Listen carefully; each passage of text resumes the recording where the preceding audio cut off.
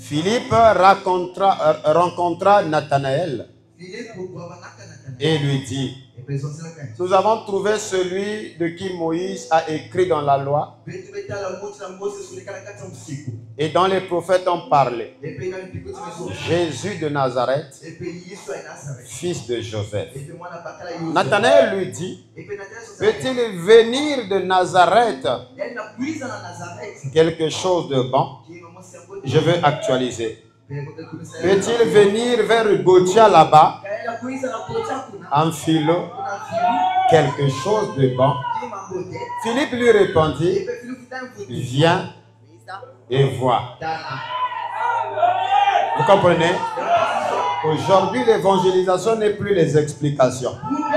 Oh non, qu'est-ce qui se passe chez vous? N'explique pas. Viens et toi-même vois. Viens et toi-même écoute. Oh, on m'a dit, arrête. Viens, vois et écoute. Jésus, voyant venir à lui Nathanaël,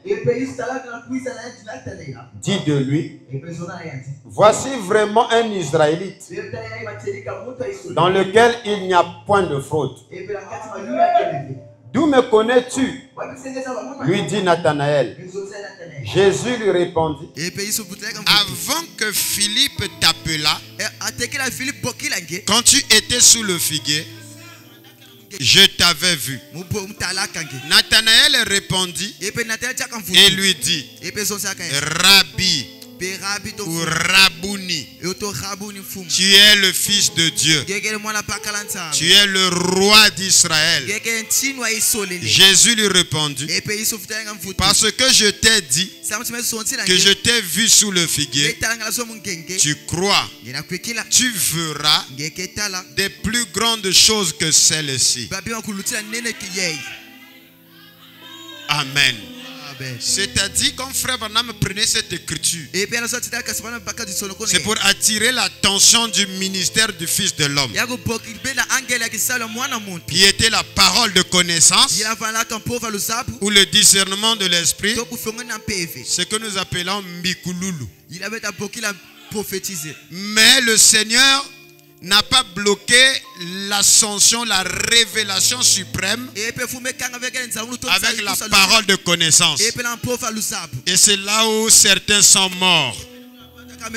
Ils ont levé un monument avec le signe du Messie et ils n'ont plus avancé.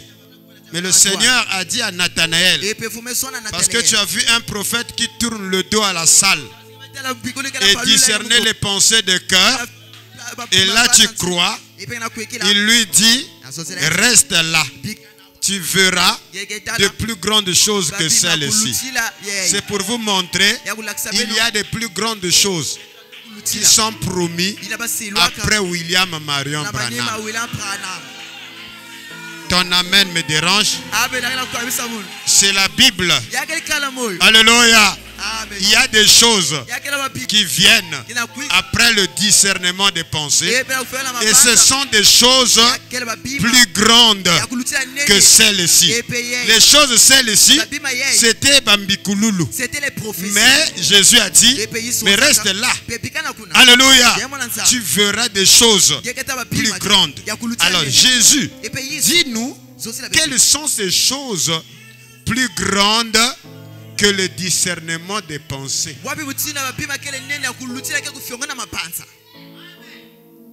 Et il lui dit, en vérité, quand Jésus veut donner une clé, il ne commence pas ainsi, dit le Seigneur.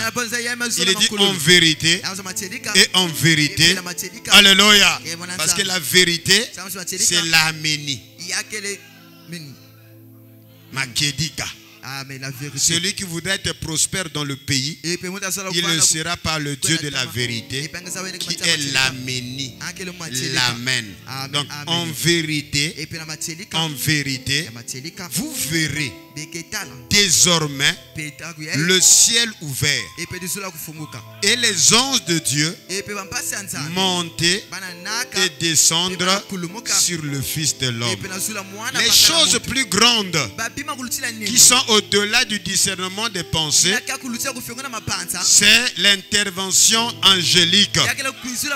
Mais vous remarquerez ici, quand le ciel ouvre, alléluia, notre perception sur le travail des anges change. Notre manière de collaborer avec des anges change. Avant l'ouverture du ciel, nous prions pour que les anges descendent. Voilà pourquoi il n'y a pas eu d'impact. Parce que le ciel était fermé. Et quand le ciel ouvre, alléluia, le Seigneur dit ici que les anges ne descendent pas. Ils montent. Et s'ils montent, c'est parce qu'ils ont toujours été là avec vous. Mais nous n'étions pas conscients de leur présence. Parce que le ciel était fermé.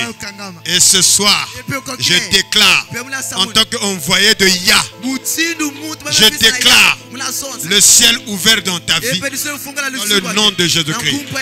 Ce soir, je viens avec une bonne nouvelle. Le ciel est ouvert dans ta vie, dans le nom de Jésus-Christ. Et les anges qui étaient là, que tu ne voyais pas, maintenant, le ciel s'ouvre. Alléluia.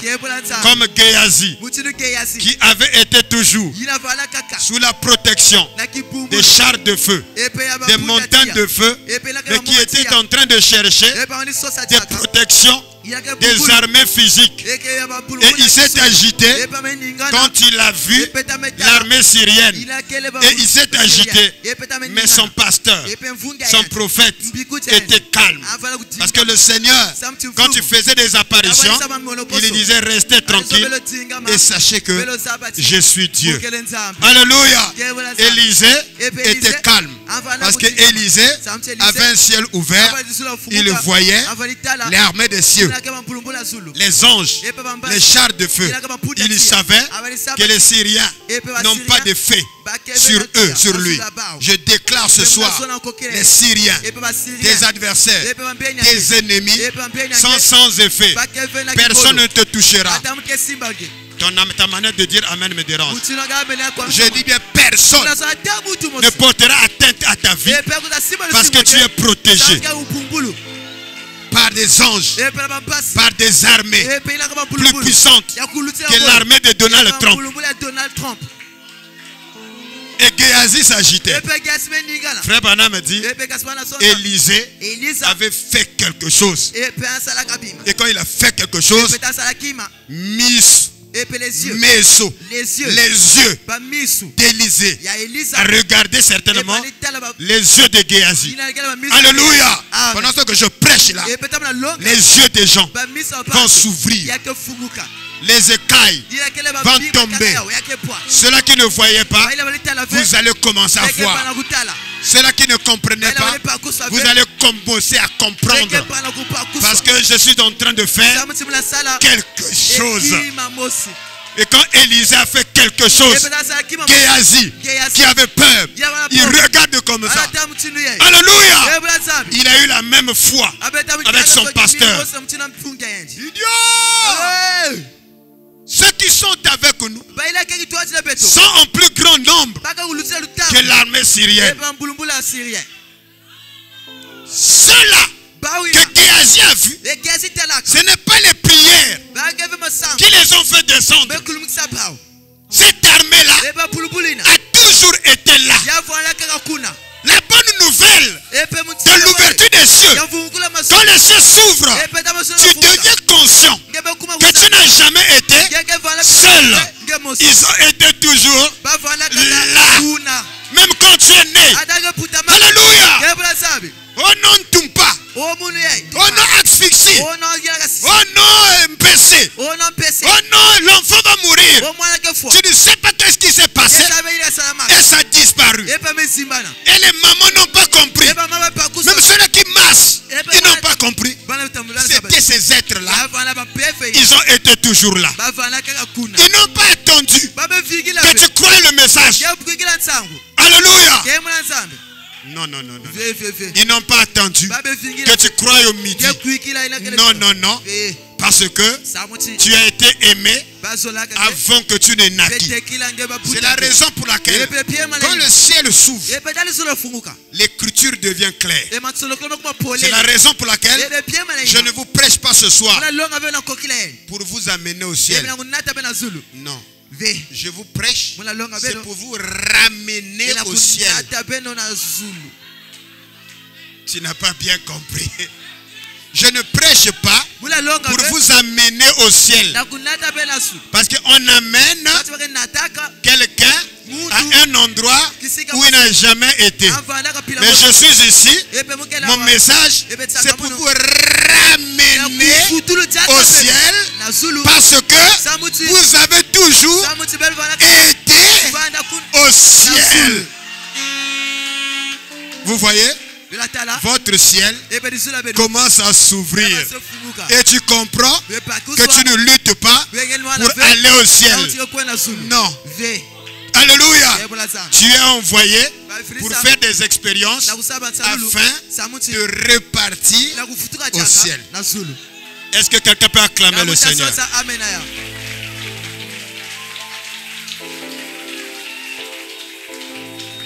C'est ce genre de paroles qui chasse la condamnation dans ta vie. Amen. Parce que les prédicateurs ont tellement compliqué le ciel pour nous. Non, il y a un ciel à gagner. Non, on ne gagne pas le ciel. Parce que le ciel, c'est notre maison. Le fils prodigue est sorti de la maison de son père. Il est allé dans la maison des autres pères. Et il a été privé de tout. Il a commencé à mener la vie qui était moins parfaite que celle des pourceaux. Et il a pris la résolution pas de partir chez son père, de repartir dans la maison de son père. Alléluia. Nous n'allons pas dans un royaume étranger. Nous n'allons pas dans un lieu où nous n'avons jamais été.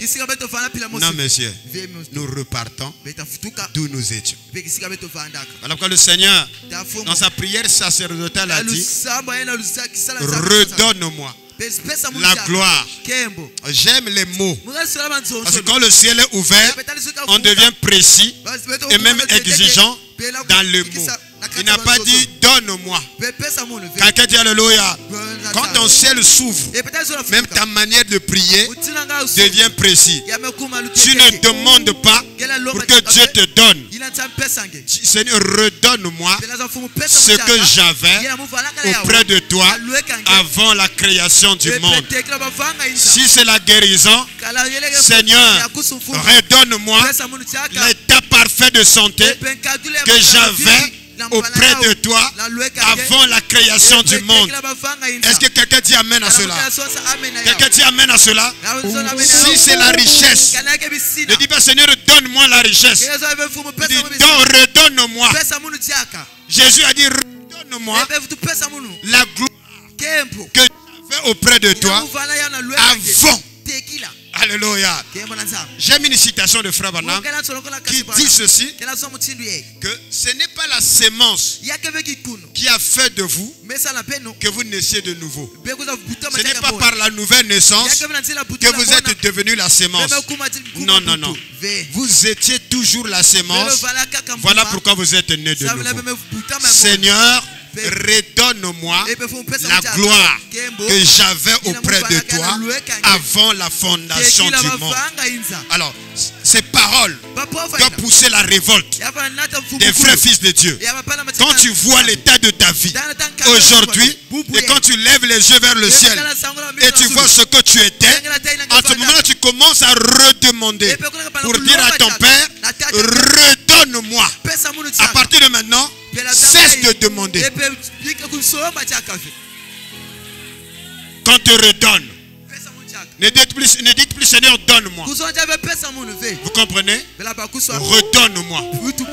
Redonne-moi. Est-ce qu'on peut acclamer avec vivacité le Seigneur?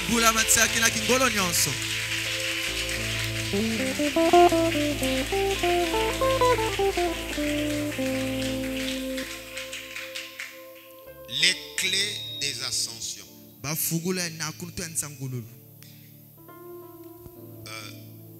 Ceci est les premières réunions de 2000 que j'organise où je suis invité en 2025.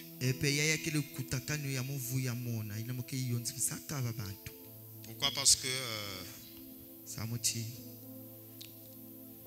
au début de l'année, et d'abord d'ailleurs à la fin de l'année passée, le Seigneur m'avait dit que nous devions nous mettre dans les mêmes conditions que nous avions été comme au début de l'année 2024. Et c'est pour cette raison que le prophète Paul Massamba était venu à Pointe-Noire. Parce que le Seigneur était en train d'ouvrir un portail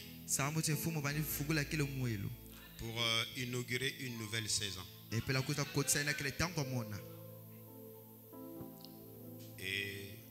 il est rentré. Et ça a été une grande bénédiction. Et j'ai été moi-même béni parce que j'ai vu il a beaucoup évolué dans l'enseignement. Même la manière de prêcher a complètement changé. J'ai dit, mais ça c'est des choses nouvelles. Le Seigneur a raison que vous verrez des choses plus grandes que celles-ci. Vous écouterez des enseignements plus grands que celles-ci. Et nous allons de révélation en révélation. Et donc, ça a été extrêmement des moments de grande bénédiction. Et donc, en début janvier, je suis passé ici pour Kinshasa. Pour aller retirer quelques appareils que j'étais parti acheter. Et donc je devais donner le premier message de 2025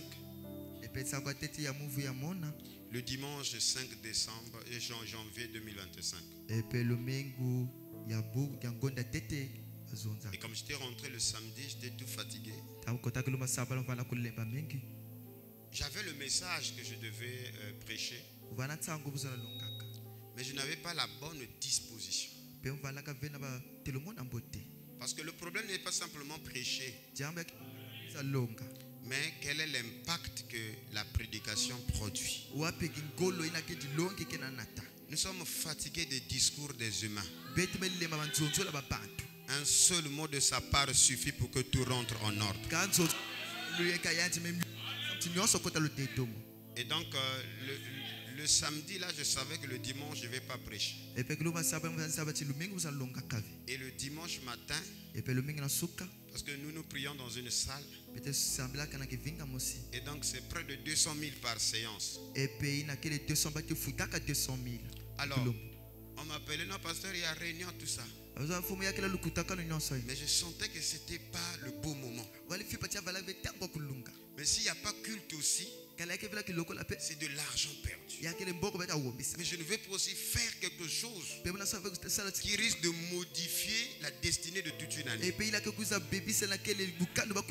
y a eu des petites gouttelettes, j'ai bondi là-dessus. Il y a la menace de pluie, donc il n'y aura pas réunion.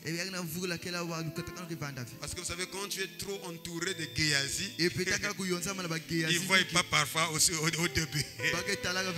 Jusqu'à ce que le prophète ait fait quelque chose. Il n'y a pas eu réunion. Donc c'est de l'argent perdu. Mais rien ne se perd. Tout se transforme. Alléluia. Alors à partir de lundi, je me suis concentré sur le message du Seigneur. Et le Seigneur m'a donné ce message. Le ciel s'ouvre et des choses plus grandes. Et donc le 12 décembre, le 12 janvier, j'étais bien préparé pour introduire le message approprié pour l'année. Chers enfants, c'était une prédication puissante. J'ai déclaré que selon la parole du Seigneur, que cette année, les écluses des cieux s'ouvrent. Et c'est une année où nous œuvrons sous un ciel ouvert.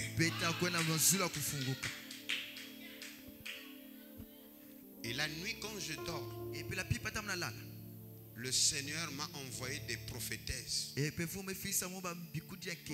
pour venir avec l'eau, nettoyer mes mains et me purifier. Et dire, vas-y maintenant, proclamer la saison de la pluie. Tel que je suis là, mes mains sont pures. Si Esaïe, on l'avait purifié des lèvres, moi ce sont des mains.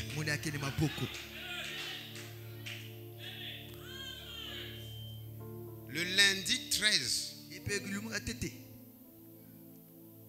alors que nous avions un programme avec le prophète Massamba pour Kinshasa, le pasteur, le docteur Pierrot Goma m'a appelé. Il dit, fils, le Gabon a besoin de toi. Le Gabon a besoin de toi. On a besoin de ton empreinte ici. Tu viens pour nous enseigner les lois de la prospérité pendant une année. J'ai dit non, mais papa, j'ai des programmes à Kinshasa. À Lubumbashi, il dit arrête ces programmes-là. Le programme de Dieu, c'est ici au Gabon. Je suis resté calme. Alors j'ai dit, mais papa, tu as trop de Saint-Esprit. Parce que la nuit là, on est venu laver mes mains. Mais ça c'est grave. Et lui dit, fils, c'est une année de ciel ouvert. J'ai dit, mais comment ça? Et moi j'ai déclaré ça hier. Il dit, mes fils, j'ai déclaré ça. Le ciel est ouvert. Alléluia. Et pendant ce temps que je parle, ça a déjà commencé. Le ciel. Je ne parle pas de discours. Je parle de faits réels. Que si je suis ici, c'est la preuve que le ciel est ouvert. Les 7 premières personnes qui disent amen à cela, que ton ciel s'ouvre au nom de Jésus-Christ.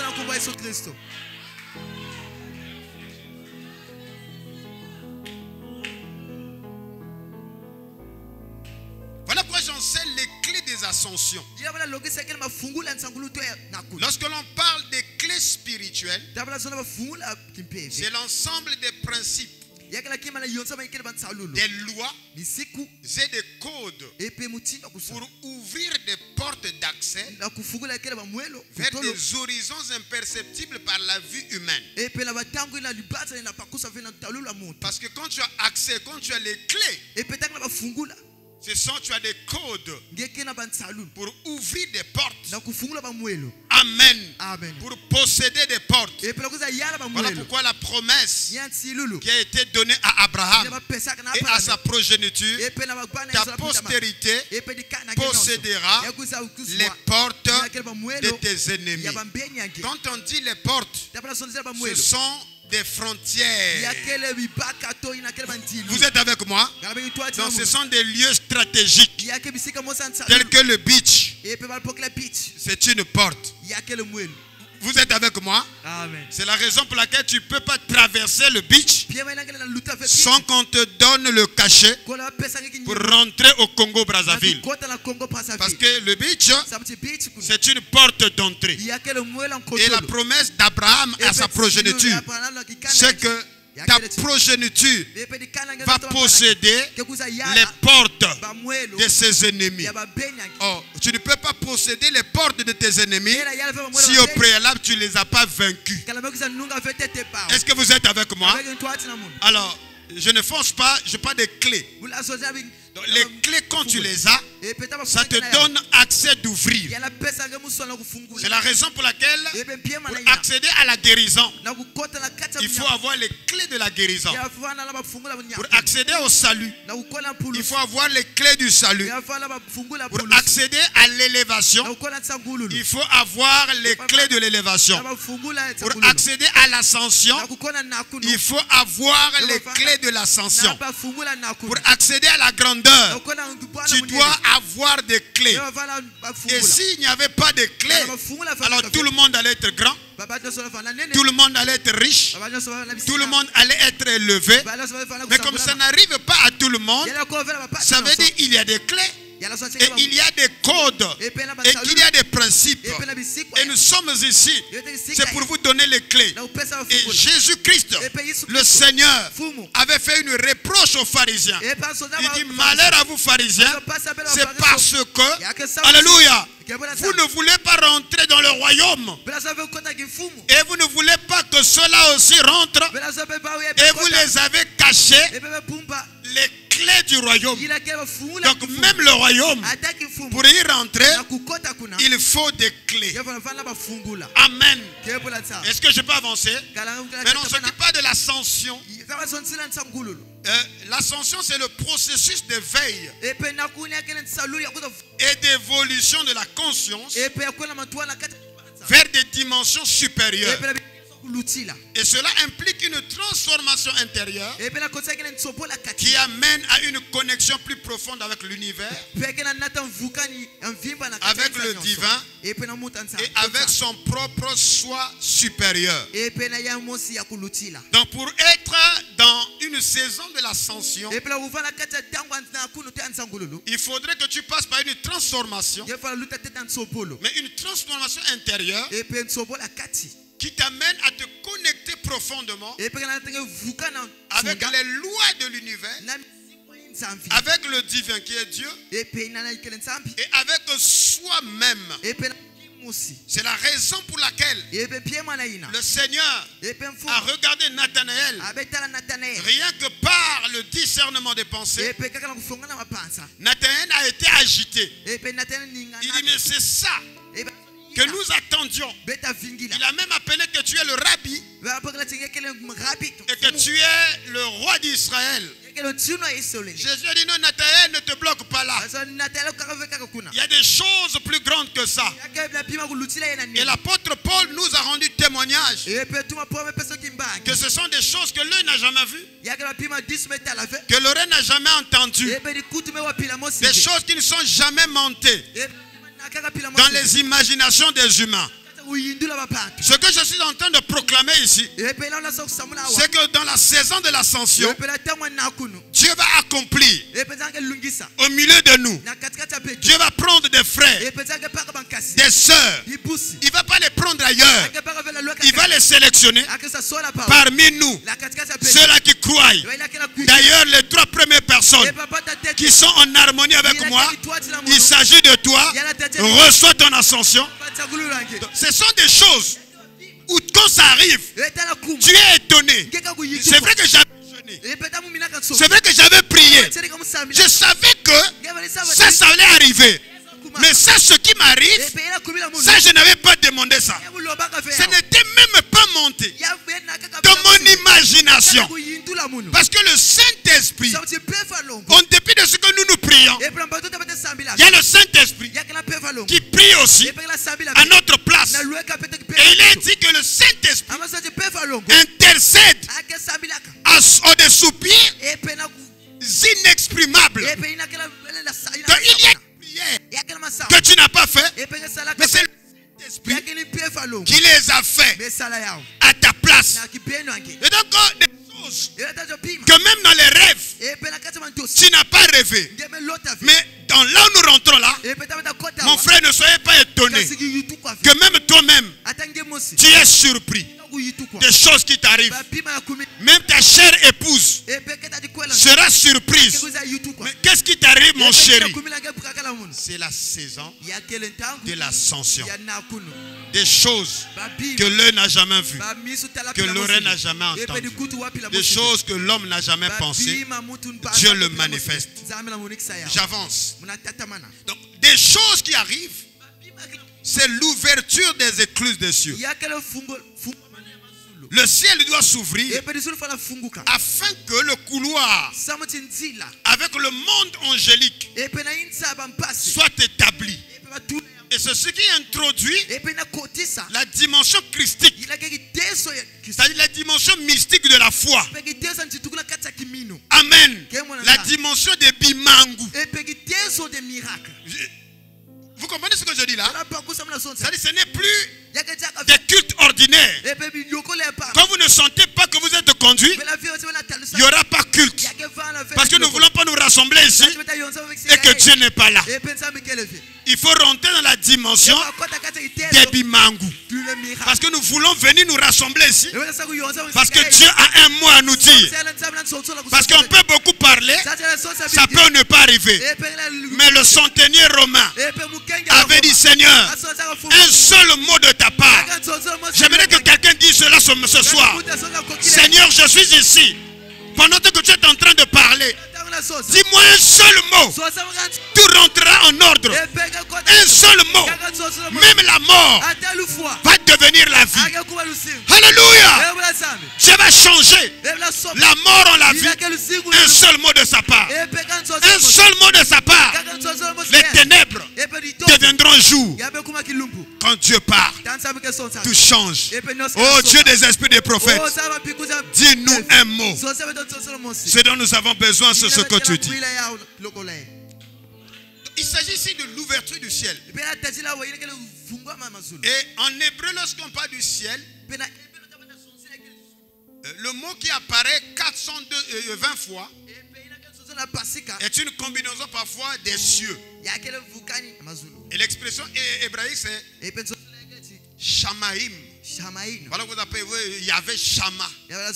C'est le Dieu des cieux, le Dieu élevé. Donc quand on dit Shamaïm, il s'agit des cieux. Et la définition de Shamaïm, premièrement, ce sont des cieux. Et les cieux, c'est la demeure de Dieu. Les cieux, c'est aussi l'univers visible. Le ciel que nous voyons, l'atmosphère, etc. Le cieux, c'est aussi la demeure des étoiles. Ou la demeure des messagers. Les cieux, c'est aussi l'étendue. Soit l'espace. Jésus parlait du royaume des cieux. C'est un royaume espacieux. Appelé le firmament. Les auteurs. Voilà que quand Dieu a commencé sa création, il a commencé par le firmament, l'extension, tout ce qui est étendu. Mais en dernier lieu, le cieux, c'est aussi le bon trésor de Dieu. Et dans Deutéronome 28, le verset 12, la Bible déclare: l'Éternel t'ouvrira son bon trésor, virgule, le ciel, pour envoyer à ton pays la pluie en son temps et pour bénir tout le travail de tes mains. Tu prêteras à beaucoup de nations et tu n'emprunteras pas. Est-ce qu'un fils de Dieu peut dire amen à cela? Encore un puissant amen à cela. Non, cette manière de dire amen est un peu suspect. C'est-à-dire, alléluia, l'Éternel t'ouvrira son bon trésor. Dieu ouvre ses trésors. Mon frère, on n'ouvre pas les trésors à n'importe qui. Parce que l'ouverture des trésors, ça brise la loi du silence du 7e sceau. Parce que le 7e sceau voile le secret des trésors. Et Frère Branham me dit, ce secret est révélé dans Apocalypse 10, lorsque les tonnerres grandent. Donc quand Dieu aime quelqu'un, il lui ouvre son bon trésor. Il fait de lui son confident. Il fait de lui son ami. Voilà quoi, vers la fin du discours ou du ministère de Jésus, Jésus a dit à ses disciples: je ne vous appelle plus mes disciples, mais vous êtes maintenant à un niveau supérieur. Vous êtes maintenant les amis. La relation entre maître et disciple, c'est une relation de distance. Alléluia. Mais la relation d'amis, c'est l'intimité. Je peux avancer? Donc, la relation amicale, pas la camaraderie. Je parle d'amis. C'est l'homme à qui tu te confies. C'est-à-dire tu peux lui ouvrir ton bon trésor. Dieu ne te donne pas son mauvais trésor. Quand il t'aime, il dit je t'ouvrirai mon bon trésor. Qu'est-ce que le bon trésor de Dieu? C'est le ciel. Et quand le ciel est ouvert, qui est le bon trésor de Dieu, pour envoyer dans ton pays la pluie en son temps. Et quand la pluie tombe, ça a quelle mission? Afin de bénir tout le travail de tes mains, afin que tes entreprises prospèrent et pour que tu sois enrichi, afin que tu prêtes à beaucoup et que tu n'empruntes pas. Parole du Seigneur. En tant que serviteur de Dieu, je viens mettre fin au cycle de tes endettements, parce que la position d'endettement, tu n'es pas dans la position d'un racheté, parce que le racheté, c'est celui qui a accès au trésor. Non, non, non, non, non. C'est pas au trésor, au bon trésor. Yes. Quand le ciel s'ouvre, on devient vigilant avec des mots. L'Éternel t'ouvrira son bon trésor. Et le bon trésor, c'est la pluie. Et quand la pluie vient, c'est le signe de la bénédiction. Amen. Et en ce moment-là, tu peux travailler sous un ciel ouvert. Travailler sous un ciel ouvert, c'est avoir la faveur divine. Et c'est ce qui déclenche la loi du moindre effort. Ça dit tu ne souffres pas. Les choses commencent à devenir si faciles. Je vais t'expliquer ça dans la langue congolaise facile. Parce que Osana chance. Vous comprenez ce que je dis?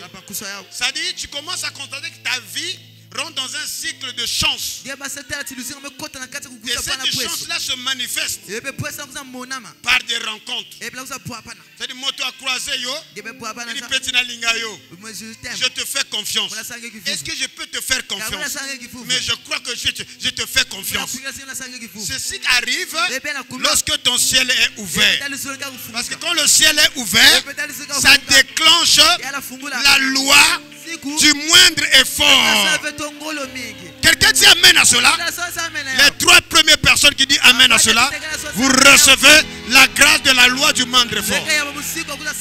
C'est-à-dire là où les gens peinent, il travaille. Il va corrompre le chef. Il va chercher des copines à son chef. Il donne même ses nièces à son chef, afin qu'il soit hissé. Mais toi, tu ne fournis aucun effort. Tu es surpris à la fin de l'année. Tu es nominé. Pourquoi? Parce que tu travailles sous un ciel ouvert. Je déclare encore, travailler sous un ciel ouvert, ça veut dire que tu as la faveur du ciel. Alléluia. Parce que Dieu bénit toute l'œuvre de tes mains. Tu as la bénédiction qui t'accompagne. La bénédiction, ce n'est pas de l'argent. Comprends cela. Il y a une différence entre la bénédiction et l'argent. Parce que c'est la bénédiction de l'Éternel qui attire des richesses ou qui enrichit. Est-ce qu'on peut faire un peu de bruit dans la salle?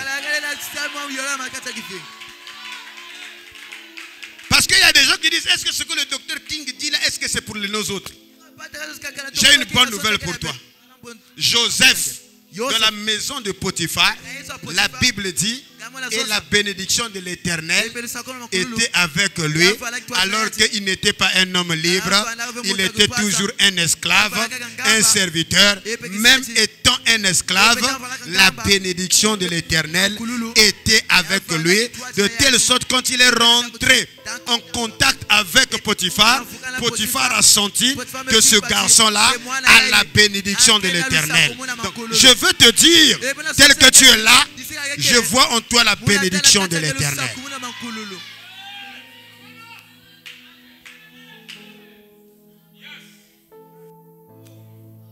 Quand le ciel est ouvert, les opportunités vous suivent. Vous ne courez plus derrière les opportunités, mais vous les attirez. Le Dieu le Père a disposé pour chaque fils une parcelle de bénédiction pour l'épanouissement de cet enfant-là. C'est-à-dire quand Dieu a créé tout être humain, il a réservé dans sa programmation une quantité de richesse en tant qu'un homme de la lignée d'Adam. Dieu n'a jamais créé des pauvres et des riches. Ça n'existe pas. C'est la raison pour laquelle je veux vous donner des clés pour comprendre là. Donc, Dieu n'a jamais créé un homme pour qu'il soit pauvre, pour qu'il manque de tout. Ça n'existe pas. Parce que tu étais en Adam. Il a tout créé pour le bien-être de Adam, afin que Adam domine. Donc, tel que tu es là, selon la programmation de Dieu, je veux que tu sois épanoui, que tu manges les 7 fruits, matin, midi, soir, qu'il ne te manque absolument rien, que tu sois dans l'abondance. Alléluia. Et maintenant, il y a des gens à cause du péché, il n'a pas pu accéder à sa richesse. Et cette richesse n'est pas perdue parce qu'elle est énergétique. Elle est rentrée dans les armoiries, dans les grimoires, dans les granges de Dieu. Et ces enfants qui naissent, parfois ils sont inconscients que papa a laissé une quantité de richesse qu'il n'a pas pu accumuler. Et l'enfant est ignorant, il travaille, il échoue, mais il laisse selon la volonté de Dieu une quantité de richesse. Ça ne se perd pas. Le diable ne touche pas ça. Ça va dans l'économie de la famille. Quelqu'un dit Alléluia. Parce que la lignée, elle est, la bénédiction, elle est linéaire. Je suis ici en train de vous communiquer les clés afin que tu comprennes que ce matin, aucun homme n'est ni pauvre, ni riche. C'est un problème d'ignorance parce que nous n'avons pas accès à des clés. Pourquoi? Parce que des pasteurs pharisiens n'ont pas voulu eux-mêmes avoir accès aux richesses du royaume et ils ont bloqué les clés et ils ne veulent pas rentrer et ils ont empêché au peuple d'y pénétrer. Comprends cela. Dieu, dans ta lignée, tel que tu es là ma soeur, tel que tu es là mon frère, si tu n'as pas mangé, ce n'est pas la volonté de Dieu. Parce que Dieu, quand il t'a créé, tu es venu après les mangues. Tu es venu après le blé. Tu es venu après les ignames. Et les ignames ont été créés afin que toi, tu les trouves là pour que tu puisses dominer et s'en servir. Maintenant, si tu ne manges pas, ce n'est pas la volonté de Dieu. Tu es ignorant. Je suis ici pour te communiquer les clés de ton ascension.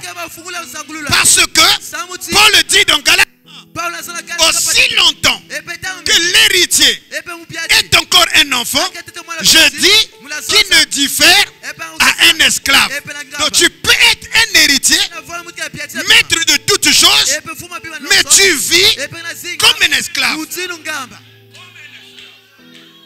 Que ce soit l'homme spirituel, que ce soit l'homme physique, les deux ont un lien. Le lien là, c'est pour qu'il domine. Et dominer sur toute la créature, la création de Dieu. Quelqu'un dit amen à cela. Le blé n'a pas été créé après l'homme. L'homme est l'achèvement de la création de Dieu. Il est le dernier. Voilà que tout l'a précédé. posséder afin qu'ils puissent s'en servir. Alléluia. Tu n'as pas mangé. C'est ton erreur. Tu n'as pas compris que tu es héritier et tu vis encore comme un esclave. C'est peut-être une mentalité que tu as héritée de tes pères, de génération en génération. Mais je suis ici pour te dire que les richesses de tes aïeux sont gardées. Alléluia. Donc ils sont engrangés quelque part. Donc tel que tu es là, tu es l'accumulation des richesses. Alléluia. Tu es une lignée. Tu es transcendante. Ton sang est plus vieux que toi. Donc tu peux rentrer en contact avec les richesses de tes ancêtres. Alléluia. Mais ces richesses-là ne reconnaîtront pas un sang étranger. Tu dois t'identifier que je suis venu en tant que fils de Batola pour réclamer ce qui est de Batola. Mais pour arriver là, tu dois avoir des clés.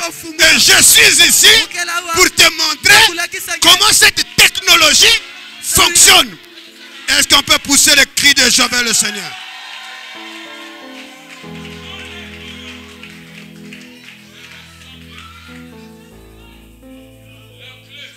Voilà pourquoi tu verras dans la Bible. Quand Dieu dans Genèse 28 est venu visiter, c'est là que je vais parler demain. Quand il est venu visiter Jacob, il n'a pas dit que je suis ton Dieu. Il est Jésus le Dieu de ton père, Abraham, Isaac. Quand il vient à Moïse, il dit je suis le Dieu d'Abraham, le Dieu d'Isaac, le Dieu de Jacob. Parce que ces aïeux-là ont laissé des alliances. Ils ont des promesses, ils ont des richesses qui sont bloquées quelque part. Il suffit simplement d'un observateur qui viendra, qui connaît les clés et comment faire. Vous allez dire non, il y a qu'un ganga. Ce n'est pas un problème de ganga. Aussi longtemps que l'héritier est encore un enfant, je dis qu'il ne diffère d'un esclave. Donc un héritier qui a la mentalité enfantine, c'est un esclave. Tel que tu vis, la vie que tu vis là, ce n'est pas ta vie. Tu vis la vie de quelqu'un d'autre. Alléluia. On t'a donné un rôle dans un film comme figurant. Alors que il y a un film qui a été écrit pour toi. Tu n'es pas un figurant. Tu es l'acteur principal. Et l'acteur principal du film ne meurt jamais. Parole du Seigneur. Je déclare, tu ne mourras pas. Tu vivras et tu vas raconter les merveilles de Dieu. Alléluia. Redis cela. Je ne mourrai pas. Je raconterai les œuvres de l'Éternel. Est-ce qu'on peut se réjouir avec réjouissance?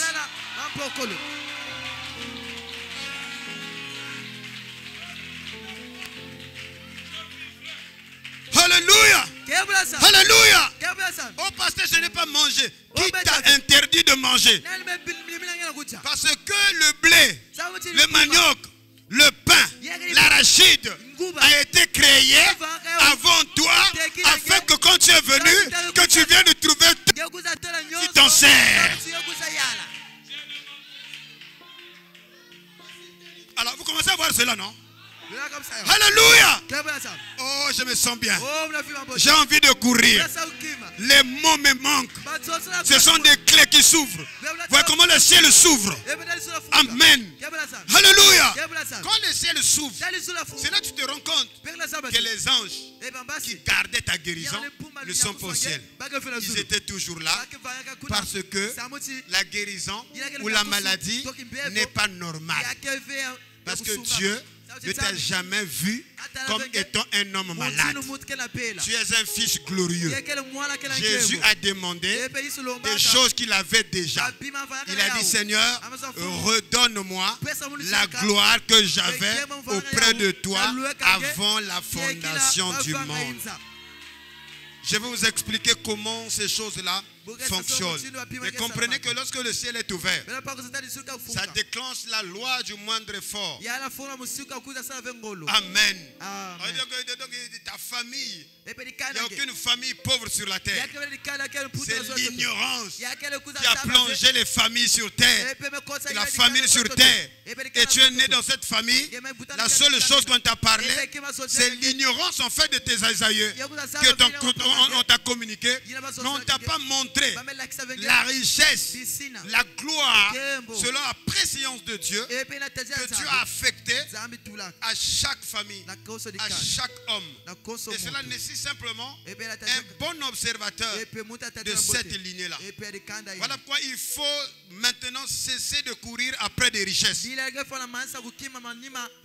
Alléluia. Mais au contraire, il faut attirer les richesses. La richesse n'est pas devant nous.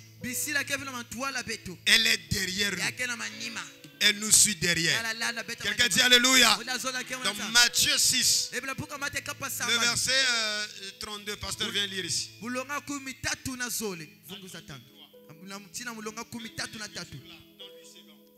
Matthieu 6, 32 à 33.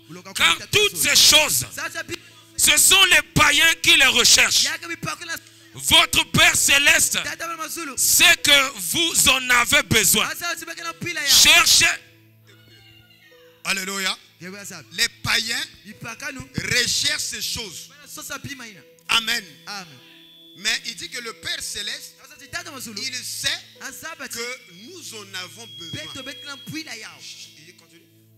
Cherchez premièrement le royaume et la justice de Dieu.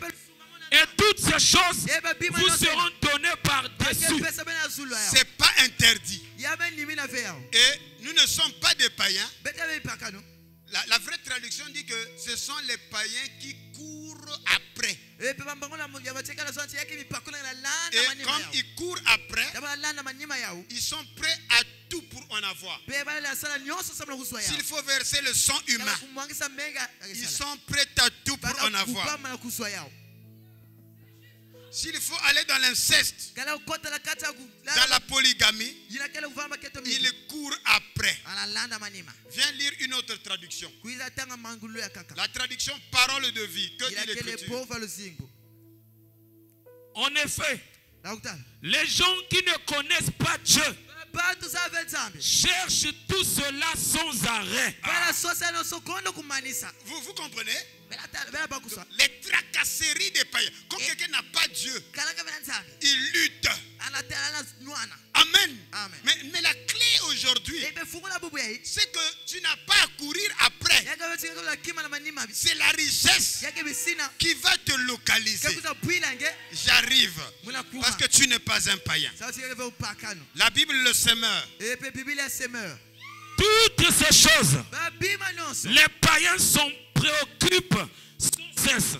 Mais votre Père qui est aux cieux sait que vous en avez besoin. Mais ce ne sont pas des préoccupations pour nous. Parce que nous savons que ça se trouve déjà à notre disposition. Le problème, c'est un problème du ciel. Quand le ciel est fermé, tu es inconscient où se trouve. Mais quand le ciel s'ouvre, la première des choses qui se fait, c'est qu'il y a un portail qui s'ouvre. Et ce portail, c'est une échelle. Et ce que tu déclares sur terre, un ange de Dieu saisit cela et il gravit l'échelle. Il va déposer la requête à Dieu. Il a dit les anges montent. Alléluia. Ils montent avec quoi? Ils montent avec tes problèmes. Et ils ne restent pas éternellement là. Ils redescendent. Et quand ils redescendent, c'est avec quoi? Ils redescendent avec des solutions. Je pensais que quelqu'un allait dire amen à cela. Les cette première personne qui dit un puissant Amen, alors recevez la solution de votre vie. Parole du Seigneur. Oh là là là là là là. Voilà que nous avons été bloqués par nos anciennes victoires. Et le Seigneur annonce que dans cette saison où le ciel s'ouvre, vous allez vivre des choses plus grandes. Les choses plus grandes, ce sont des bénédictions inimaginables. Parce que le Seigneur a déclaré cela, que quand le ciel s'ouvre, le travail devient facile. Alléluia. Ça active en vous la loi de moindre effort. Parce que quand vous avez un ciel fermé, vous vivrez des calamités. Vous vivrez des blocages. Vous vivrez des frustrations. Vous allez vivre des retards. Parce que le ciel est fermé. Deutéronome 28, le verset 23 déclare que le ciel sur ta tête sera d'airain. Et quand le ciel est fermé, ciel d'airain, rien ne peut pousser. Rien ne peut se produire. Parce que l'airain, c'est aussi le bruit inutile. 1 Corinthiens 13, le verset 1 déclare: quand je parlerai les langues des anges et des hommes, si je n'ai pas la charité, je suis un airain qui résonne, une cymbale qui retentit. Essaye un peu de bouger les cymbales là. Fort, fort. Un airain. Fort, mon frère, fort. Tu es dérangé.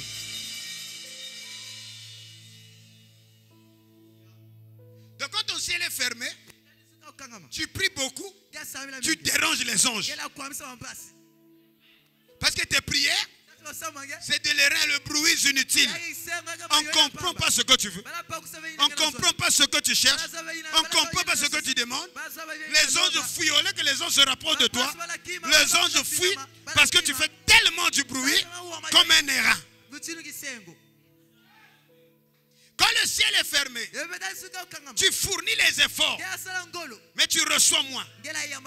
Quand l'effort et le ciel est fermé, tu as la poisse. Ndoko. Alléluia. Tu vis de l'inconsidération. Comme Mardoché, qui a sauvé le roi, mais ses efforts ont été ignorés, bloqués dans les annales. Pourquoi? Le ciel de Mardoché était encore fermé. Mais le jeûne de 3 jours à sec, quand ils ont jeûné, alléluia. Ah, vous êtes avec moi maintenant? Ah, vous êtes intelligent, acclamez pour vous-même. Il a sauvé le roi. Il a sauvé le royaume, mais il n'a pas eu de récompense. Et il y a beaucoup de gens qui vivent des tas de choses.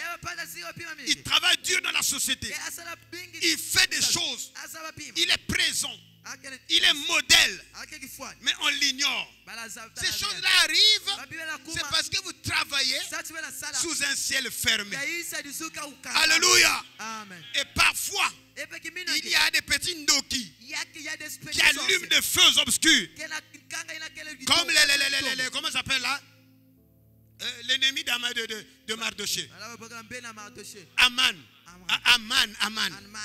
Des petits sorciers Aman qui travaillent pour que l'ascension de Mardoché soit retardée. C'est une guerre de volonté.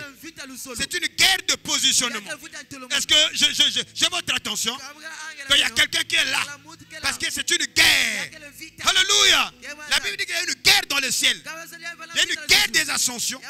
Il y a une guerre des élévations. Donc Mardoché a fait des actes de bravoure. Mais quand le ciel est fermé, personne ne se souvient de lui.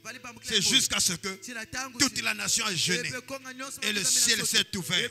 Alléluia. La Bible dit quand le ciel s'est ouvert, le roi dormait. Alléluia. Il s'est réveillé. Il a commencé à se promener. Alléluia. La Bible dit que l'esprit du roi fut éveillé. Il a commencé à consulter les annales.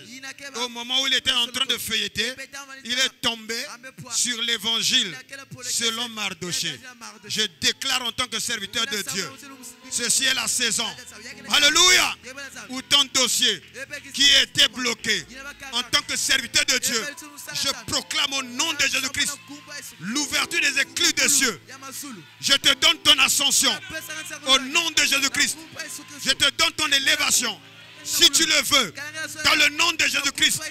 S'il y a un administrateur qui avait bloqué ton dossier, que ce soit un dossier de l'élévation, que ce soit un dossier de finances, maintenant, alors que mes mains ont été purifiées, je suis ici, en tant que serviteur de Dieu, j'ordonne, je décrète et je déclare une nouvelle saison au nom de Jésus-Christ.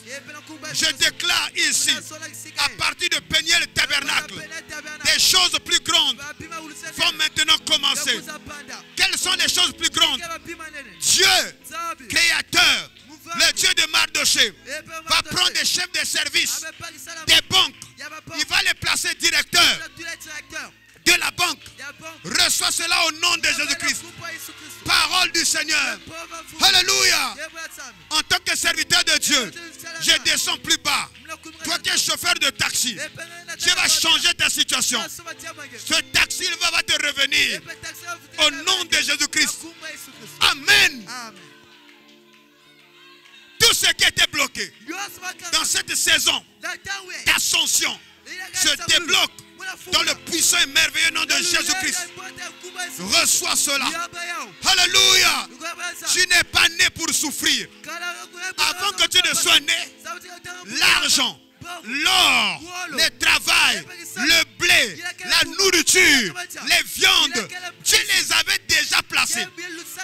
Tout ce dont tu as besoin est plus vieux que toi. Ça t'a précédé. Amen. Tu ne comprends pas peut-être. Lorsqu'on envoie les parachutistes pour aller en mission, amen. Peut-être un jour avant ou 2 jours avant, il y a un avion qui passe et il envoie la nourriture avant. Vous comprenez? Après 2 jours, on envoie les parachutistes. Donc, ils descendent en mission, pas pour s'attendre que la nourriture soit envoyée, parce que ça peut tomber sur eux et ça les tue. Donc ils vont en mission, ils viennent déjà. Il y a une première mission qui les a précédés, c'est la mission des provisions. Parce que la profondeur appelle la profondeur. Je ne sais pas si vous êtes en train de comprendre cela. Donc, avant que tu ne naisses, tu avais largué sur terre le nombre de richesses pour que ta destinée ne puisse pas subir des frustrations. Et si tu ne comprends pas que tout ce dont tu as besoin, tu avais déjà placé cela, tu vivras malheureux, pas parce que Dieu le veut, mais parce que tu ne comprends pas que tu es un paracommando sur terre. Je vais encore réexpliquer. Tout être vivant, créature de Dieu, ne peut pas vivre en dehors de sa zone de création ou de son univers de création. Pourquoi?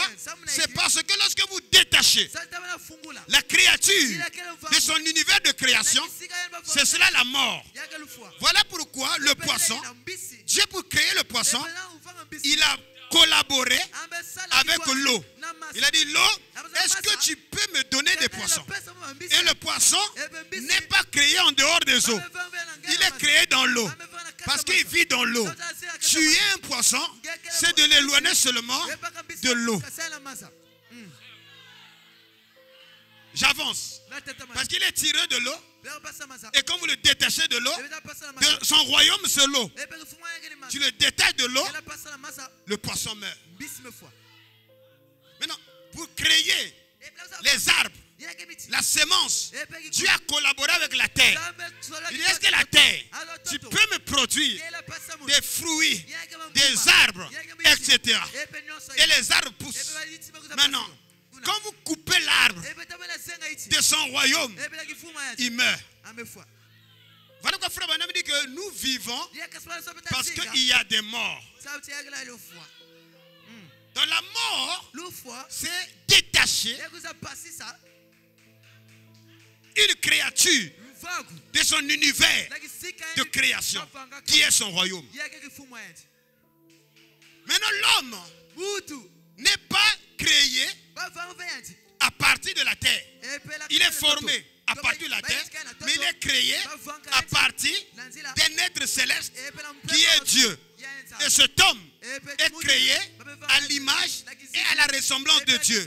Quelle est la matière que Dieu avait utilisée pour créer l'homme de Genèse 1? Cette matière-là ne se trouve pas sur la terre. Cette matière se trouve dans une nouvelle terre.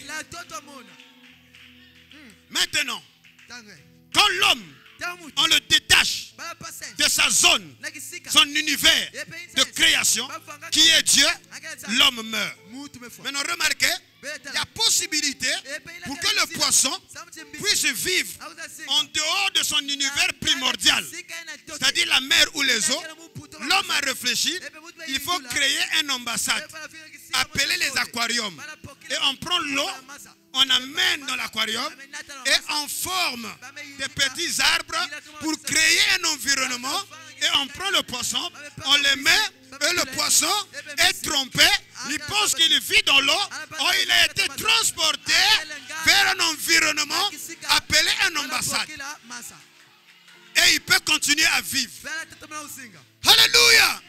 Et nous aussi, nous sommes des ambassadeurs. Alléluia. Alors nous avons été téléportés de notre royaume céleste. Mais nous ne pouvons pas vivre en dehors des conditions de ce royaume-là. Qu'est-ce que Dieu a fait? De la même manière que les parachutistes, avant d'aller en mission, 2 jours avant ou une semaine avant, on envoie déjà les vivres. Et lorsqu'ils descendent sur terre pour aller en mission, les vivres les ont déjà précédés. Je te bénis ce soir. Je te bénis ce soir. Alléluia. Que ton ciel s'ouvre et tu constateras qu'autour de toi, tu marchais, que tes vivres t'avaient déjà précédé. Remarque. Nous vivons un fils de Dieu. Pour vivre, c'est en Dieu. Et en dehors de Dieu, il doit vivre que de l'ambassade de Dieu. Parce que de l'ambassade de Dieu, c'est une extension du royaume de Dieu. Parce que les prières de Matthieu 6, il dit, Seigneur, pas que nous allons dans ton règne. Il a dit que ton règne vienne. C'est-à-dire, alléluia, on prend les eaux de la mer, on les amène dans un aquarium. Mon fils, tu ne peux que vivre lorsque tu retrouves les conditions favorables de la nouvelle Jérusalem. Écoutez, il y a une ville dans Apocalypse 21 qui descend de près de Dieu, et cette ville a la gloire de Dieu. Mais la ville est en jaspe, en cristal, et la ville est pavée d'or. C'est-à-dire, je vais te dire que ton identité réelle, alléluia, tu ne vas pas à la nouvelle Jérusalem. Tu repartiras dans la nouvelle Jérusalem. Mais en entendant, tu représentes ici-bas le règne de Dieu. C'est ce qu'on appelle, vous êtes des ambassadeurs de Christ. Et ce soir, tu dois commencer à reviser ta vie entre la vie que tu mènes et la vie de ta ville. Lorsqu'on touche une ambassade, ça s'appelle conflit diplomatique. Parce que, alléluia, l'ambassade des États-Unis sur la terre congolaise, là où l'ambassade des États-Unis est, ce n'est pas pour le Congo. C'est les États-Unis. Donc si tu as des problèmes, tu rentres seulement dans l'ambassade des États-Unis. On ne peut plus te toucher parce que tu es réfugié. Comme une ville de refuge, parce que tu es déjà sous la protection des États-Unis. La France, au Congo, son territoire qu'il a marqué, ce n'est plus le territoire congolais, c'est le territoire français. Que ton règne vienne. L'Église n'a pas compris ce que c'est. Alléluia. C'est une mission d'exploration. C'est-à-dire le ciel qui devait faire des excursions sur la terre. Mais s'il y a eu des Diego Kao, s'il y a eu des Livingstone, s'il y a eu des Debraza, ce matin, ce soir, Massamba, Dr. King, toi, vous êtes des explorateurs. Quelqu'un dit alléluia. Pour posséder les portes de vos ennemis. Et quand vous possédez les portes, vous mettez quoi? Des bornes. Et vous dressez un drapeau. Si tu es français, cet endroit-là devient un territoire français. Ça s'appelle quoi? La colonisation. Que ton règne vienne, que ta volonté soit faite sur la terre comme cela est fait au ciel.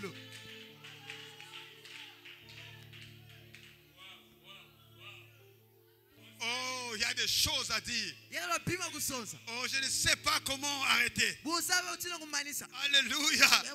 Oh, quelle grâce. Oh, merci Seigneur. Oh, quelle onction ce soir. Désormais, vous verrez le ciel s'ouvrir.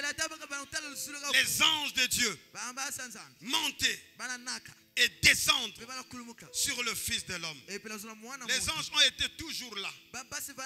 Mais nous n'étions pas conscients qu'ils étaient là parce que le ciel était fermé. Alors, quand le ciel est fermé, vous voyez les conséquences. Vous fournissez des efforts. Vous travaillez comme si rien ne se fait. Amen. Comment devons-nous faire pour ouvrir le ciel? Parce que c'est bien de dire que le ciel s'ouvre. Mais quelles sont les clés? Alléluia. Et j'ai dit tantôt que les clés, ce sont les codes, les principes et des lois qui nous donnent accès à des portes dont l'imagination humaine ne peut pas accéder. Et ici, je connais qu'il y a 4 clés pour ouvrir ton ciel. La première des clés, c'est la clé de l'intégrité. Le psaume 1er, le verset 1er jusqu'au verset 4 est précis. Heureux l'homme qui ne marche pas selon le conseil des méchants, qui ne s'assit pas sur la voie des pécheurs, qui ne s'arrête pas sur la voie des pécheurs, et qui ne s'assied pas en compagnie des moqueurs, mais qui trouve son plaisir dans la loi de l'Éternel et qui la médite jour et nuit. Il est comme un arbre planté près des courants d'eau, qui donne son fruit en sa saison et dont les feuillages ne flétrit point. Tout ce qu'il fait lui réussit. La première des clés qui ouvre ta vie, c'est la vie de l'intégrité. L'intégrité est une richesse rare qui semble être perdue aujourd'hui. Mais dans la saison dans laquelle nous entrons, ton intégrité va te payer. Alléluia. Dans un monde rempli de corrompus, de voleurs et tout, à cause de toi, ils seront limogés, ils seront licenciés. Et la nation va chercher des hommes intègres. Et pendant ce temps que je déclenche la première des clés de l'intégrité. Alléluia. Et je te bénis dans le nom du Seigneur Jésus-Christ, afin que ton intégrité soit récompensée. Tu remplaceras ton chef. Dis amen à cela. Tu remplaceras celui qui t'a toujours tourmenté. Dis amen à cela. Ton intégrité va payer. Est-ce que quelqu'un peut dire alléluia? Tu accéderas à l'ascension, pas parce que tu es allé voir les féticheurs, pas parce que, alléluia, Tu cherches les copines à ton chef, mais ton intégrité va payer parce que tu ne trouves pas le plaisir. Alléluia, en compagnie des moqueurs. Mais tu trouves ton plaisir dans la loi de l'Éternel. Tu la médites nuit et jour. Tu seras comme un arbre planté près des courants d'eau dont les feuillages ne flétrit point. Et je proclame la parole pour toi. Tout ce que tu fais, tu réussiras. Je bénis ta vie dans le nom de Jésus-Christ. À partir de maintenant, sois un homme intègre. Sois une femme intègre. Jeune soeur, tu n'as pas besoin de vendre ton corps pour que tu sois recruté dans une société. Sois une femme intègre. Ton intégrité va te payer dans le nom de Jésus-Christ. Je vais voir des Joseph dans cette salle. Ton intégrité va te payer. La femme de Potiphar qui veut, alléluia, te séduire, c'est parce qu'elle a lu ton étoile. C'est une envoyée de Satan. Alléluia. J'arrête cette malédiction dans le nom de Jésus-Christ. Garde ta position parce que tu as une vision. Ta gerbe va se lever et la gerbe des autres vont s'incliner. Alléluia. Les 11 étoiles vont s'éteindre.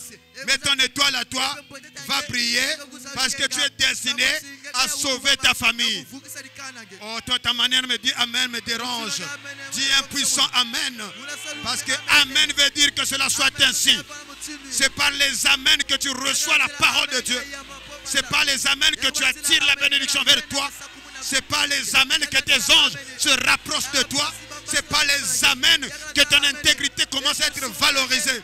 Les 5 premières personnes qui disent un puissant Amen, alors soyez bénis au nom de Jésus.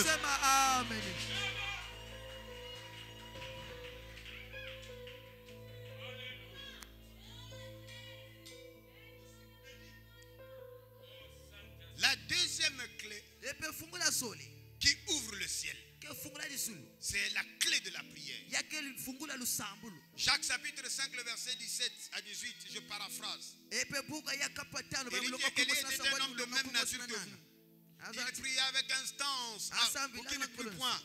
Et il tomba point de pluie sur terre pendant 3 ans et 6 mois. Puis il pria de nouveau et le ciel donna de la pluie et la terre produisit son fruit. Romains 1 roi chapitre 18, le verset 42 déclare: Élie monta au sommet du Carmel et en se penchant contre terre, il mit son visage entre ses genoux. La prière, alléluia, est l'une des clés majeures qui ouvre le ciel. Quelqu'un dit amen à cela? Vous savez que pour fermer le ciel c'est facile. La frustration peut fermer le ciel de ta vie. L'irrespect envers un homme de Dieu, ça peut fermer le ciel. La Bible dit: une maison qui sera digne de vous recevoir, dites que la paix soit.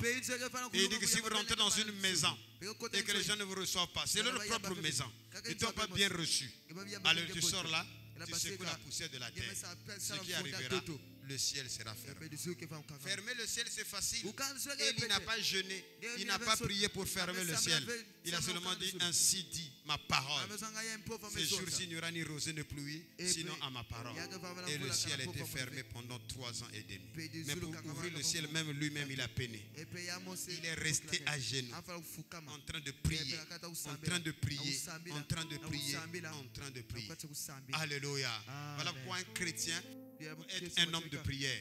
Et nous prions que Dieu suscite des hommes et des femmes de prière, parce que la prière est une clé qui ouvre le ciel. La troisième clé, c'est là que je vais m'arrêter et demain je vais aborder la 4e clé. Vous êtes d'accord avec moi? Vu l'heure, et parce que ici c'est très capital. Il y a la dîme, les offrandes et les sacrifices. Malachie chapitre 3, le verset 10 à 12. Pasteur, tu peux venir lire, c'est très capital ici. Il y a beaucoup de choses qui n'ont pas été bien expliquées. Voilà pourquoi l'église s'est appauvrie. Parce que nous n'avons pas eu accès aux clés. Et les pharisiens, eux, ils ont gardé les clés. Et eux-mêmes, ils n'ont pas voulu les faire usage. Malachie 3, le verset 10 à 12. apporter à la maison du trésor toutes les dîmes, afin qu'il y ait de la nourriture dans ma maison. Mettez-moi de la sorte à l'épreuve, dit l'Éternel des armées. Écoutez.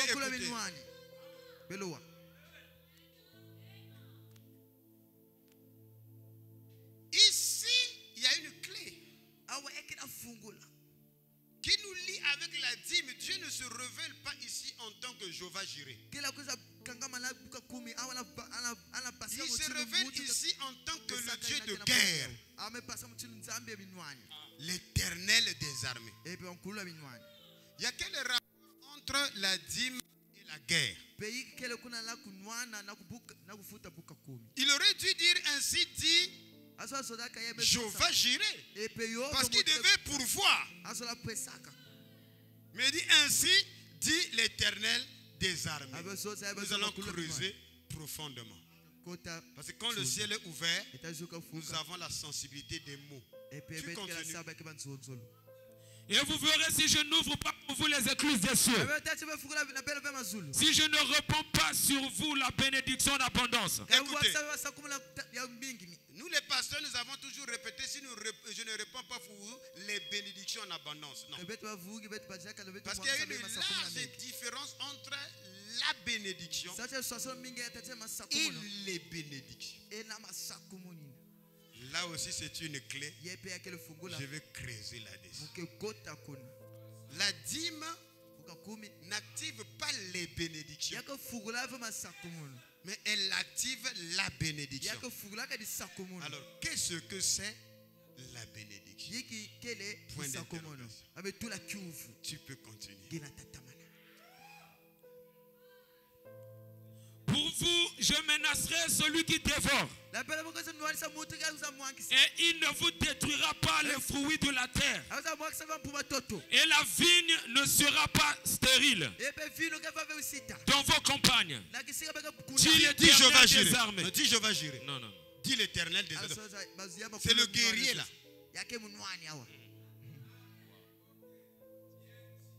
Toutes les nations vous diront heureux,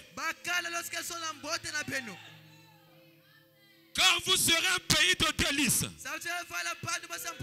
Amen. Dit l'Éternel des armées. Dans cette écriture, en rapport avec la bénédiction qu'apporte la dîme, le Tout-Puissant se révèle dans la tribu du Dieu guerrier. Et s'il se révèle en tant que l'Éternel des armées, c'est que ce n'est même pas l'intervention de Gabriel, c'est l'intervention de Michael. Et il vient parce qu'il y a guerre. Et il vient combattre qui? Il vient combattre le rongeur, le voleur. Et Jean chapitre 10, le verset 10 est précis là-dessus. Que le voleur ne vient que pour voler, pour égorger et pour détruire. Mais moi, je suis le bon berger. Je suis venu afin que les brebis aient la vie, virgule, et qu'il soit dans l'abondance. Cette écriture a été mal citée par les pasteurs. Ils ont dit, je suis le bon berger, je suis venu pour que les brebis aient la vie en abondance. Non, la vie c'est une attribut de Dieu. Pour que les brebis aient la vie, virgule, et qu'il soit dans l'abondance. Donc l'abondance c'est une autre attribut de Dieu. Un autre attribut de Dieu.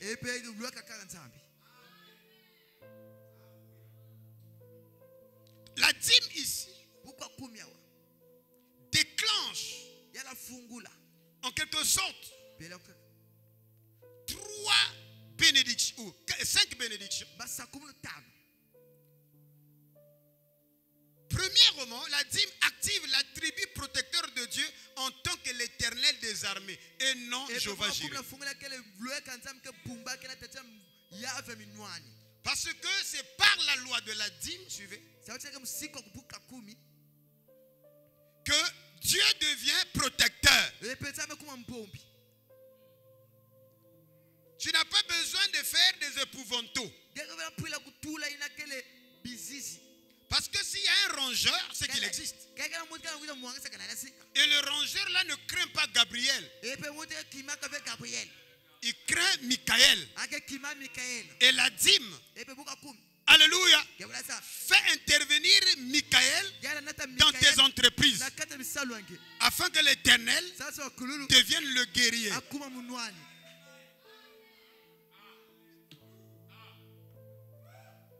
La deuxième loi de la dîme.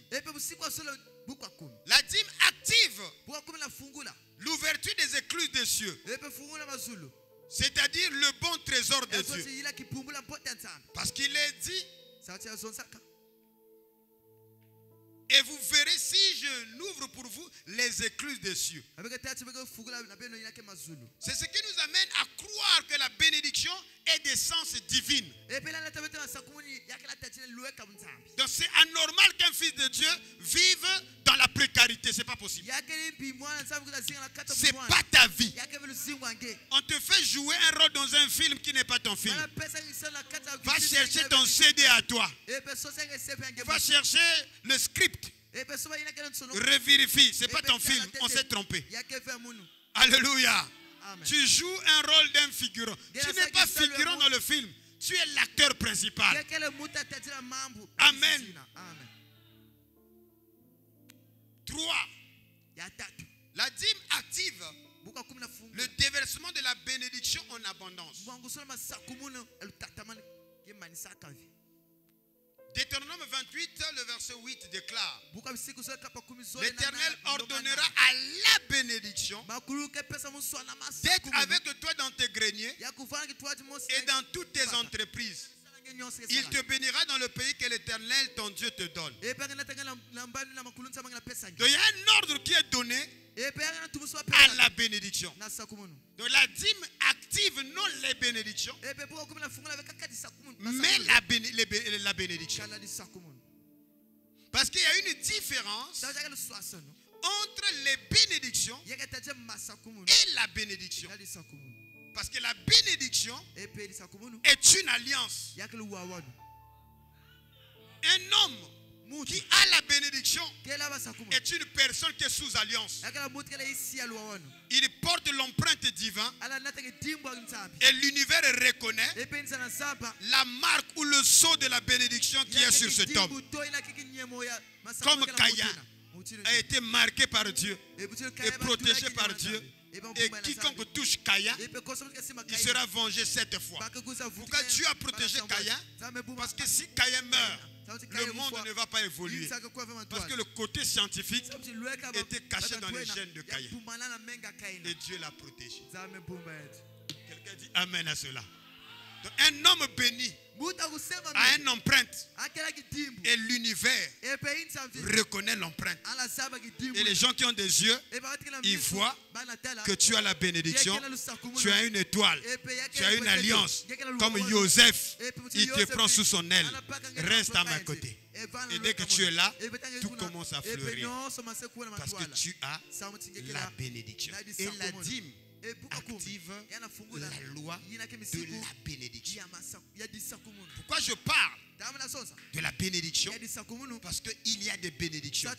Et dans Deutéronome 28, le verset 1 jusqu'à 14, il y a 10 bénédictions. Il y a 10 bénédictions qui sont faites mention dans Deutéronome 28. Et la 6e bénédiction, c'est la bénédiction. Et la dîme vient activer cette bénédiction. Alors que l'Éternel ordonnera à la bénédiction, parce que la bénédiction, c'est un ange. 4. La dîme vous met à l'abri du rongeur. C'est la raison pour laquelle l'église du message ne prospère pas. On a ouvert la porte au rongeur. Comment travaille le rongeur? Ça dit, alléluia. Tu peux avoir cette eau-là, mais si c'est troué, ça tombe. Il y a un rongeur.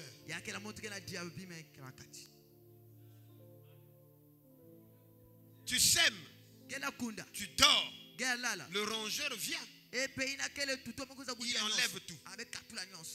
Et tu fais du surplace. Amen. Tu achètes des taxis. Tu consacres pas ça au Seigneur. Tu travailles pas avec le Seigneur. Ça marche un peu. Après, tu repars à la case du départ. Parce que tu n'as pas engagé Dieu dès le départ. Et ça t'ouvre les portes vers le rongeur. Parce que le voleur, il vient, c'est pour détruire, pour égorger et pour disperser. Amen. Et la dîme te protège du rongeur par l'envoi de l'Éternel des armées pour sécuriser, alléluia, ton champ d'action.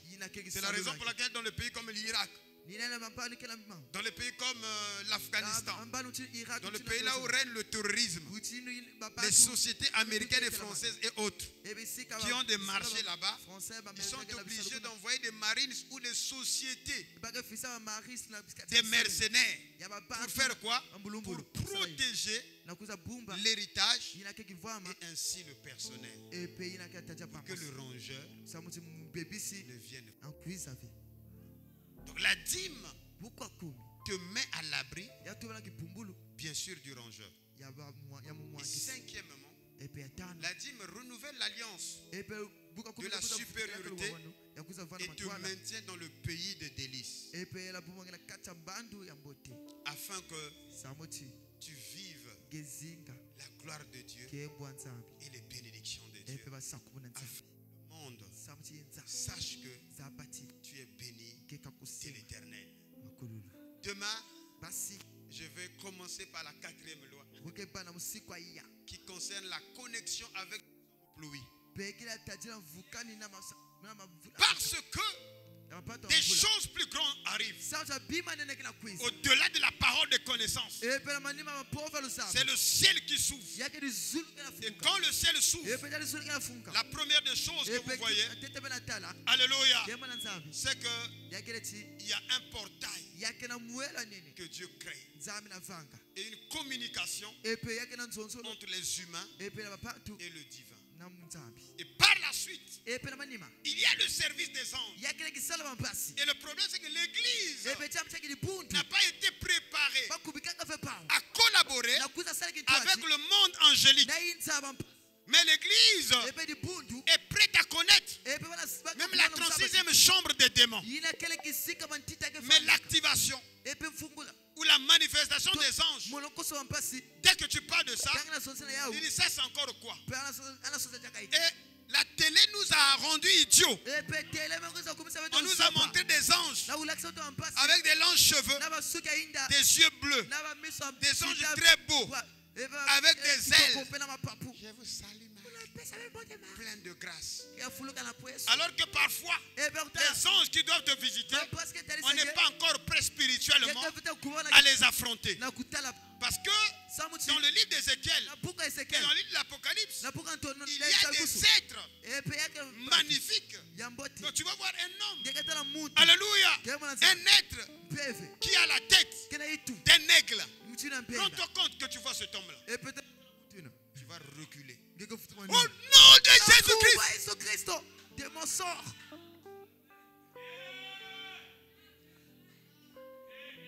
Un royaume est... Vous voyez que l'église n'est pas préparée. Mais c'est dans vos Bibles. On a les 4 êtres vivants. Alléluia. C'est des êtres bizarres. C'est-à-dire un être qui a la face d'un bœuf, mais qui marche. Bon, tu croises un truc comme ça dans les anges. Mon frère, tu vas commencer à briser les liens de famille et tout ça.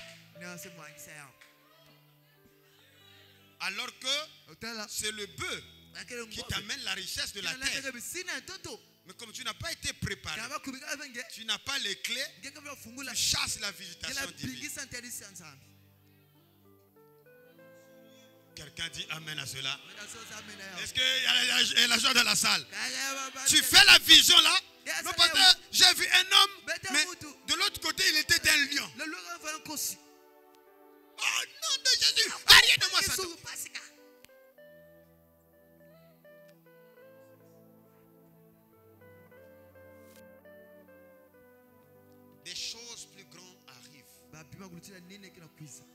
Et c'est la saison de l'ascension. Et si tu crois cela, cela va t'arriver. Et pendant ce temps que je suis ici, j'ai un signe, l'ascension a déjà commencé.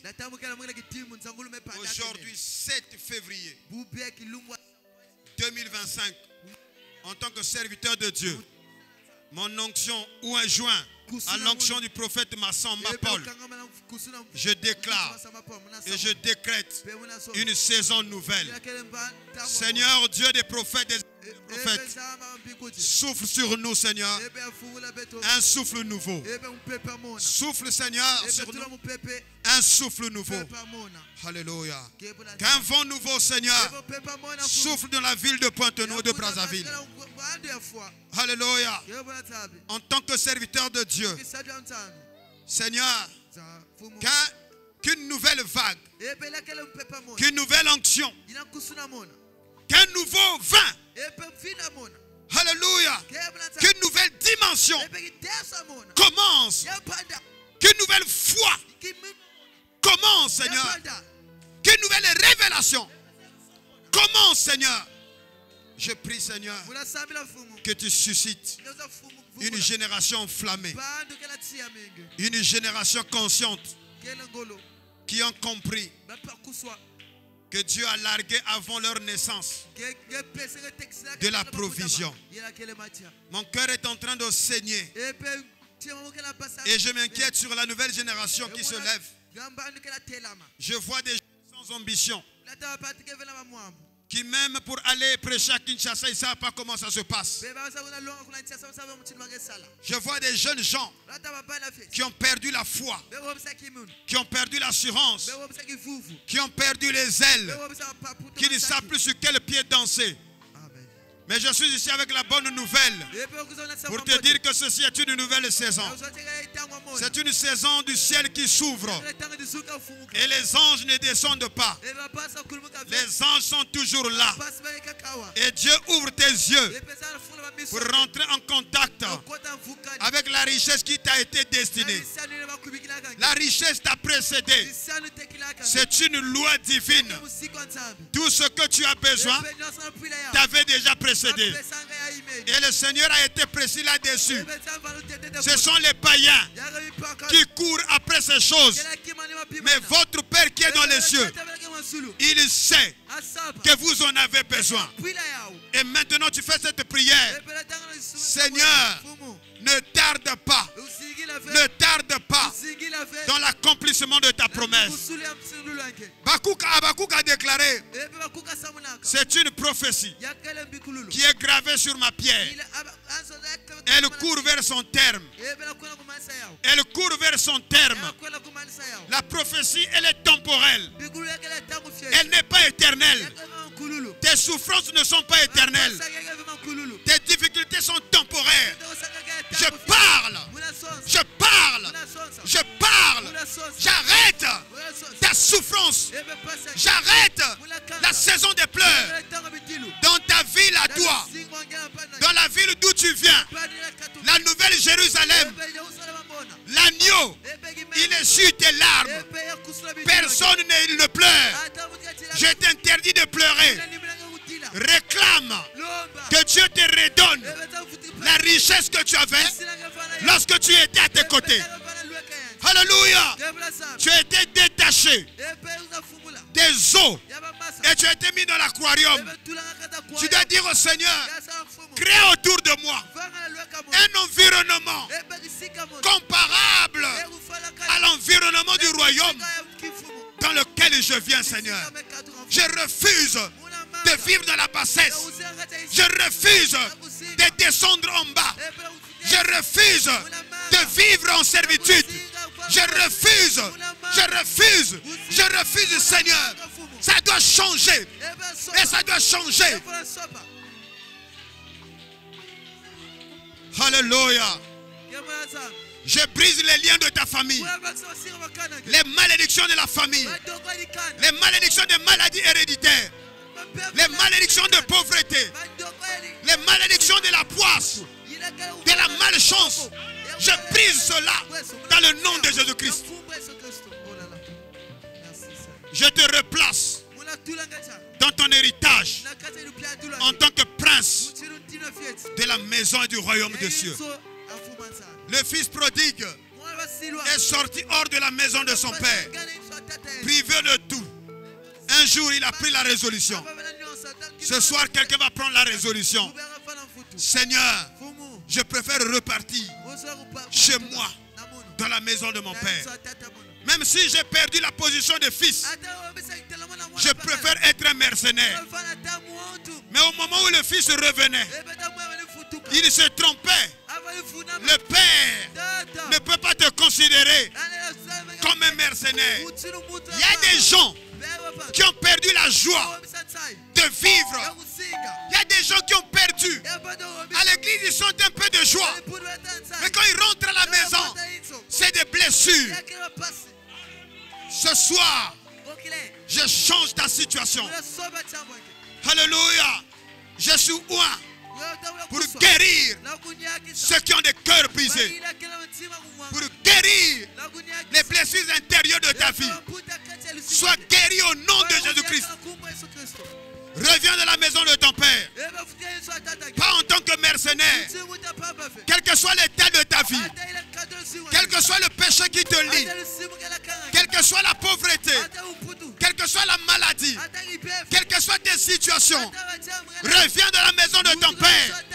Le père a de larges bras d'amour. J'ai une surprise pour toi. Il y a une fête. Il y a une fête qui sera organisée pour toi comme jamais organisée. Et d'ailleurs, le Père n'attend pas que tu changes tes vêtements, qu'il t'embrasse. C'est le Père qui vient vers toi. Et ce soir, c'est lui-même le Père qui n'a plus que mon manteau. Et il vient vers toi afin pour te dire, il n'a pas peur. Alléluia. De tes odeurs nauséabondes. Il n'a pas peur. Alléluia. De tes habits souillés. Il a des larges bras d'amour. Et ce soir, il t'appelle. Tu peux revenir au Père. Tu peux revenir dans la maison de ton Père maintenant. Pour dire, Seigneur, je reviens à toi, Seigneur. Nous appelons le frère Jonathan de venir entonner une mélodie. Alors que les enfants reviennent au Père. Tu peux revenir. La prière est une des clés qui ouvre le ciel. Alléluia. Alléluia. Alléluia. Le ciel t'attend.